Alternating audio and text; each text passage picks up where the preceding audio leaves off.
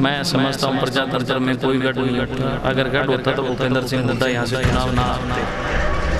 अगर रोहतक उनका गढ़ होता तो शायद वो रोहतक से लोकसभा चुनाव उनके बेटे दीपेंद्र हुड्डा ना आते। तो सबसे पहले तो उन्हें इस्तीफा देना चाहिए।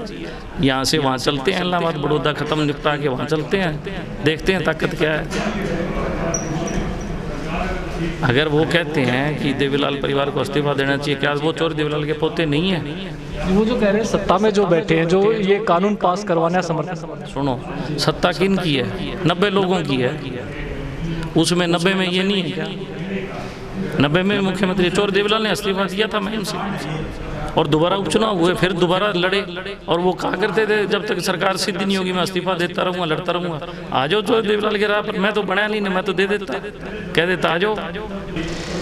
नमस्कार, इस समय मैं गोहाना राजघराना भाजपा कार्यालय में मौजूद हूँ और हमारे साथ मौजूद हैं सिरसा से जिला अध्यक्ष आदित्य देवीलाल। आइए इनसे जानते हैं। सर सबसे पहले नमस्कार। नमस्कार जी। आज आप गोहाना पहुँचे हैं सर, बड़ौदा उपचुनाव है। हाँ जी। सर क्या किस तरह का जो आपका यहाँ रहेगा योगदान? देखिए, मुझे बुलाया गया था आज कोई बैठक के सिलसिले में, हमारे महामंत्री संजय भाटिया जी की तरफ से तो मैं आज आया हूँ।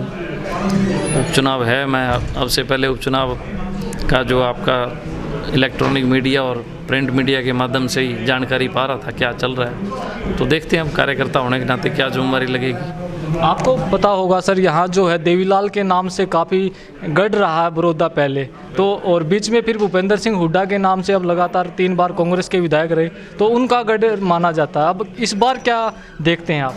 देखिए, सोनीपत लोकसभा से चौधरी देवीलाल जी ने 2 चुनाव लड़े और ये इलाका जो था चौधरी देवीलाल जी के साथ था। परिस्थितियाँ बदली और कांग्रेस कहीं ना कहीं ये मानने लगी कि ये गढ़ है। मैं समझता हूँ प्रजातंत्र में कोई गढ़ नहीं होता। अगर गढ़ होता तो भूपेंद्र सिंह हुड्डा यहाँ से चुनाव ना आते। अगर रोहतक उनका गढ़ होता तो शायद वो रोहतक से लोकसभा चुनाव उनके बेटे दीपेंद्र हुड्डा ना हारते। आज समाज पढ़ा लिखा है, तो लगभग 63% लोग पढ़े लिखे हैं। पहले साक्षरता 18% थी और आज 21वीं सदी में हर व्यक्ति जागरूक है। हर एक व्यक्ति स्मार्टफोन, नौजवान स्मार्टफोन का इस्तेमाल कर रहा है, हर कोने की जानकारी रखता है। मैं मानता हूँ कि अब वो जो हम घिसी पिट्टी बातें करते हैं गढ़ वाली, वो नहीं रही। ये चुनाव जो है बड़ौदा का, ये इस पर पक्की मोहर लगा देगा, कोई किसी का गढ़ नहीं है। लोग डेवलपमेंट के साथ रहें, तरक्की चाहते हैं। जो हम अपने मकान में रहते हैं ना, अच्छे से अच्छा मकान बनाते हैं, अच्छे से अच्छा उसमें सामान रखते हैं, वो हम अपनी जेब से कमा के रखते हैं। मकान से बाहर हम चाहते हैं भी सरकार कुछ करे। गलियां हैं, गांव का प्रारूप है, सड़कें हैं, स्कूल्स हैं, ये सारी चीज़ें। और ये सरकार भाजपा की माननीय मनोहर लाल जी के नेतृत्व में एक ही एजेंडे पे चल रही है, विकास के एजेंडे पे। मैं डवाली विधानसभा से प्रत्याशी भी रहा, चुनाव भी लड़ा और मुझे विकास करने का मौका मिला। डवाली तो हमारा पारिवारिक स्थान है, चौटाला गांव डवाली में पड़ता है। मैं आपको आपके चैनल के माध्यम से इस इलाके के लोगों को विश्वास की मतलब भरोसे से बताना चाहूँगा कि आज तक हरियाणा बनने के बाद से लेके आज तक जितना काम भारतीय जनता पार्टी ने उस इलाके में किया है, तथ्य के साथ उतना काम किसी भी सरकार ने नहीं किया। किसी भी सरकार ने, मैं दावे से कहता हूँ। अब जो बड़ौदा है सर, यहाँ पर अभय सिंह चौटाला भी देवीलाल के नाम से वोट मांगते हैं, रंजीत सिंह चौटाला भी यहाँ आए हैं, अजय सिंह चौटाला भी आए हैं और आज आदित्य देवीलाल भी आए हैं। तो वो देवीलाल की जो नीतियाँ हैं और जो उनसे प्रभावित लोग हैं, उनका समर्थन कहाँ जाएगा? देखिए, चौधरी देवीलाल राजनीति करते थे, उनका राजनीतिक मकसद क्या था? हक और हकूक़ की लड़ाई, गरीब को हक मिले, किसान को हक मिले। क्योंकि उस टाइम में विकास को लोग नहीं समझते थे, उनको बताना पड़ता था हक और हकूक़। आज हक हकूक़ की लड़ाई नहीं है, आज विकास की है। हक हकूक़ का प्राइवेसी शब्द जो है, प्रारूप जो है, वो विकास है। क्योंकि जिस तरीके से समाज में शिक्षा आती है, समाज अपने आप को मजबूत होता है, व्यक्ति आर्थिक तौर पे सक्षम होते हैं, तो वो विकास के रास्ते को अपनाते हैं। पहले आर्थिक तौर पे कमज़ोर थे, शिक्षित नहीं थे, तब हक और हकूक़ की बात किया करते थे। तो मैं ये मानता हूँ कि आज का नौजवान जिसने पहला वोट डाला है या पहला वोट डालने जा रहा है, कई भाइयों ने दूसरा वोट डाला है। वो नौजवान समझता है कि मुझे विकास के साथ जाना है।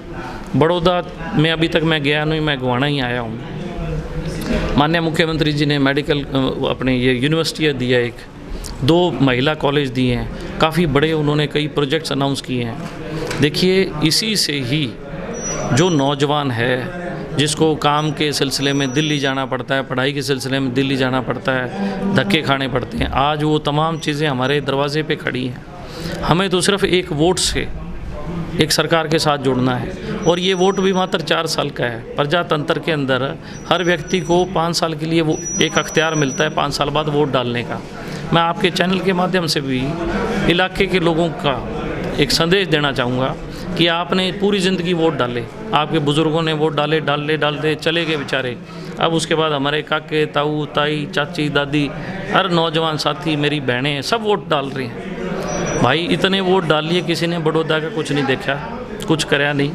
एक वोट डाल के सरकार के साथ जुड़ के देखो, 4 साल के लिए ही मांग रहे हैं, अगली बारी 5वें साल फिर अख्तियार आ जाएगा आपके पास। भूपेंद्र सिंह हुड्डा कहते हैं कि ये मेरा घर है और कोई लाया जोड़ा नहीं है। अगर ऐसा विकास मनोहर लाल खट्टर ने पूरे हरियाणा में करवाया है तो वो अपना पर्चा यहाँ से भर दे, मैं अपना भर देता हूँ, बड़ौदा फैसला कर देगा। तो वो पहले किलो ही छोड़ देंगे, वो पर्चा तब भरेंगे, वो पहले किलो ही छोड़ देंगे। ये सब पॉलिटिकली बातें हैं। सबसे बड़ा जो आज आप भी पत्रकार हो, मैं भी एक पार्टी का अध्यक्ष हूँ और उससे पहले मैं किसान हूँ। आज क्यों शोर मचा रही है कांग्रेस किसान के नाम पे? किसान शोर नहीं मचा रहा, किसान तो खेत में बैठा है, कोई नरमा चुग रहा है, कोई पानी लगाने की तैयारी कर रहा है, कोई नरमे की लकड़ी को कटाई कर रहा है, बड कर रहा है। शोर मचा रहे हैं कांग्रेसी लोग जिनके पेट में दर्द हो रहा है। अभी चुनाव के लिए 3 साल शेष हैं, लोकसभा के चुनाव के लिए 3 साल में 6 फसलें आएंगी और 6 की 6 फसलें किसान की खरीदी जाएंगी।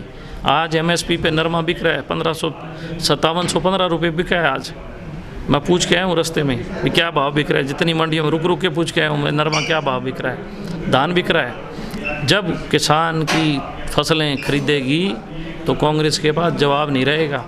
कांग्रेस के जो अध्यक्ष उनके युवराज राहुल गांधी कहाँ से चुनाव लड़ते थे, कहाँ से लड़ते थे? अमेठी से लड़ते थे। अमेठी कहाँ है? उत्तर प्रदेश में, इनकी कर्म भूमि जन्मभूमि। और अब कहाँ चले गए? केरला। और अब आगे कहाँ जाएंगे? श्रीलंका। अभय सिंह चौटाला जी कहते हैं कि देवीलाल के नाम से जिन लोगों ने वोट लिए अब वो सत्ता के हिस्सेदार हैं और किसानों पर जो अत्याचार हो रहे हैं उनको वो 3 अध्यादेश पे समर्थन वापस ले लेना चाहिए, अपना त्याग कर देना चाहिए। तो सबसे पहले तो उन्हें इस्तीफा देना चाहिए। यहाँ से वहाँ चलते हैं, इलाहाबाद बड़ौदा ख़त्म निपटा के वहाँ चलते हैं, देखते हैं ताकत क्या है। अगर वो कहते हैं कि देवीलाल परिवार को इस्तीफा देना चाहिए, क्या वो चोर देवीलाल के पोते नहीं हैं? वो जो कह रहे हैं सत्ता में जो बैठे हैं, जो ये कानून पास करवाने का समर्थन कर रहे हैं। सुनो, सत्ता किन की है? 90 लोगों की है। उसमें 90 में ये नहीं है क्या? 90 में मुख्यमंत्री चोर देवीलाल ने इस्तीफा दिया था मैम से और दोबारा उपचुनाव हुए, फिर दोबारा लड़े। और वो कहा करते थे जब तक सरकार सिद्ध नहीं होगी मैं इस्तीफा देता रहूँगा, लड़ता रहूँगा। आ जाओ चोर देवीलाल के राह पर, मैं तो बनाया नहीं, मैं तो दे देता, कह देता आ जाओ। अब जो बड़ौदा है यहाँ पर इनेलो का क्या रहेगा? जनता बताएगी। जींद में क्या था, जींद में क्या था, जो हाल जींद का था वो हाल यहाँ हो जाएगा। तो ये हमारे साथ सिरसा से जिला अध्यक्ष आदित्य देवीलाल हमारे साथ थे। इन्होंने बताया कि इस बार बड़ौदा में जो होगा, एक बार बड़ौदा की जनता को जो है एक मौका भाजपा को यहाँ से देकर देखना चाहिए। इससे पहले भी उन्होंने सभी पार्टियों को यहाँ से जिताया है और उन्होंने क्या विकास किया है और यहाँ पर अब भाजपा क्या विकास करेगी ये अपने आप ही पता चल जाएगा। हरियाणा उत्सव के लिए अनिल खत्री की खास रिपोर्ट।